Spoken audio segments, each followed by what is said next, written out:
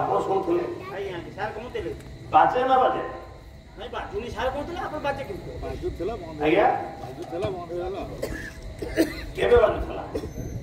ତାଙ୍କ ସଫାରି ଥିଲେ ବାଜୁଥିଲା କହିଲେ କି ନା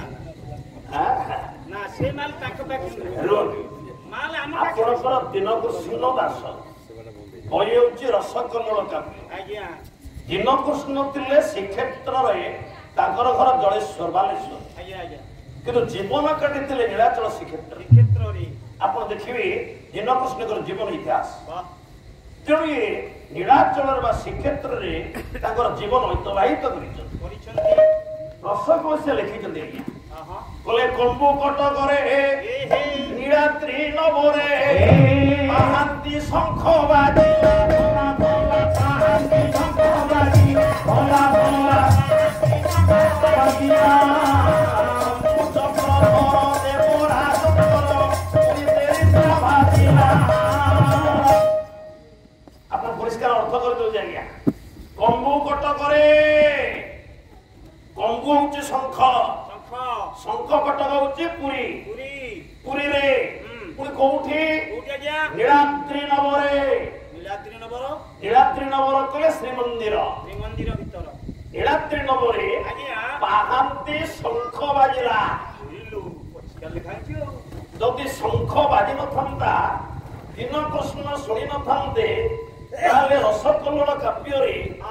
ଏ ପଦ ଲେଖିନଥାନ୍ତି ନା କେବେ ଲେଖିନଥାନ୍ତି ତେଣୁ ଶଙ୍ଖ ବାଜୁଥିଲା ବାଜୁଥିଲା ଏବେ ବାଜୁନି କାହିଁକି କାଇଁ ବାଜୁନି କାହିଁକି ବାଜୁନି ମିଳୁନି ବୋଲି ସଫାରି ସେବକ ସରିଗଲେ ଆଜ୍ଞା ସଫାରି ସେବକ ନାହାନ୍ତି ଆଉ ସରିଗଲେ ପୁଅ କେତେବେଳେ ଗଲେ 1866 1866 ଖ୍ରୀଷ୍ଟାବ୍ଦରେ ଆଜ୍ଞା ଯେତେବେଳେ ଓଡ଼ିଶାରେ ନକ ଦୁର୍ଭିକ୍ଷ ପଡ଼ିଲା ଦୁର୍ଭିକ୍ଷ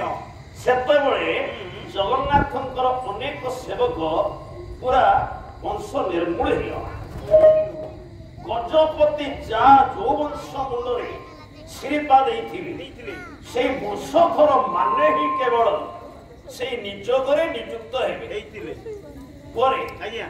ତାହେଲେ ଗଜପତି ତ ଅଛନ୍ତି ଆମର ଦିବ୍ୟ ସିଂହଦେବ ଗଜପତି ସିଏ କଣ ଶ୍ରୀପା ଦେଇପାରିନଥାନ୍ତି ହଁ ସିଏ କାହିଁ ଦେଲେନି କଣ ପାଇଁ ଦେଲେନି ଏଇଟା କହିବା ପାଇଁ ଆଜ୍ଞା ଆପଣ ଯୋଉ ମିଡିଆ ସବୁ ଫଟୋ ଉଠାଉଛନ୍ତି ମାନେ ଭିଡିଓ କରୁଛନ୍ତି ଯଦି ଛାଡ଼ିଦେବେ ମୁଁ ପୁଣି ଆରେଷ୍ଟ ବନ୍ଦ କରିଦଉଛି କଣ କରିଦିଅନ୍ତୁ ଆଜ୍ଞା ଏ ଗଜପତିଙ୍କର ଅଧିକାର ନାହିଁ ପୁଣି ଶ୍ରୀପା ଦେଇକରି ଶଙ୍ଖ ବଜେଇବା ପାଇଁ 1866 ମସିହା ଠାରୁ ଆଜ୍ଞା ଏ ପର୍ଯ୍ୟନ୍ତ ଶ୍ରୀମନ୍ଦିର ଭିତରେ ଭିତରେ ଶଙ୍ଖ ବାଜିଲା ବାଜିବ ନାହିଁ ଆଜ୍ଞା ଏଇଟା ହଉଛି ବଳଦ ପରେ ଆଜ୍ଞା ଛାଡ଼ିଦେଉ ଆମେ ଦେଖିବା ମୋ ଦଧିଟାକୁ ମୋ ନଦୀ କୋଉଠୁ ସୁନ୍ଦର ବଙ୍ଗଳା ସାହିତ୍ୟର ଗୋଟେ ପଦଟା ବୋଲୁଛି ହଁ ବହିନା ହଉଛି ପୁରୁଷୋତ୍ତମ ଚନ୍ଦ୍ରିକା ଚନ୍ଦ୍ରିକା କବି ହେଲେ ଭବାନୀ ପ୍ରସାଦ ବନ୍ଦୋପାଧ୍ୟାୟ ବନ୍ଦୋପାଧ୍ୟାୟ ମୋ ଦଧି ଆମେ